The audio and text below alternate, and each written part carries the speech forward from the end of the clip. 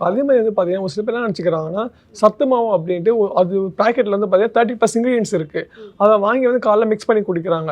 அப்படி சாப்பிட்றது பெஸ்ட்டா இல்லை பர்டிகுலராக வந்து இந்த மாதிரி மில்லட்ஸோ இல்லை இந்த மாதிரியான நியூட்ரியன்ஸ் எடுக்கிறது பெஸ்ட்டு நினைக்கிறீங்களா? யூஸ்வலாக அந்த சிறுதானியங்கள்னு சொல்லும் பொழுது இப்போ நிறைய ட்ரெண்டிங் ஆகிட்டு இருக்கு. எல்லா சிறுதானியங்களையும் எல்லாருமே எடுத்துக்கலாம் அப்படிங்கிற மாதிரியான ஒரு நிலை வந்து இருக்குது. பட் சித்த மருத்துவத்தில் உங்களோட உடலை பொறுத்து தான் வந்து இந்த உணவு முறைகளும் இருக்கணுங்கிறத சொல்லியிருப்பாங்க.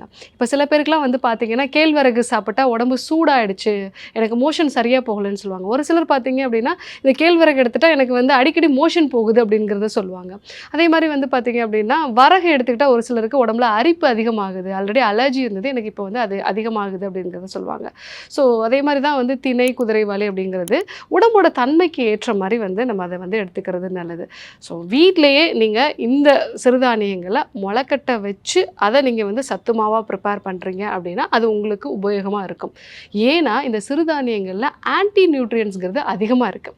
இப்போ நீங்கள் அரிசியை விட இந்த சிறுதானியங்களில் நிறைய வந்து அந்த ஆன்டி நியூட்ரியன்ஸ் இருக்கிறதுனால நீங்கள் அதை அப்படியே பவுடர் ஆக்கி நீங்கள் வந்து பயன்படுத்துகிறீங்கன்னா உங்களுக்கு அது பெரும்பாலும் சத்துக்களாக உள்ளே போகாது, அது மலத்தோட வெளியே போயிடும்.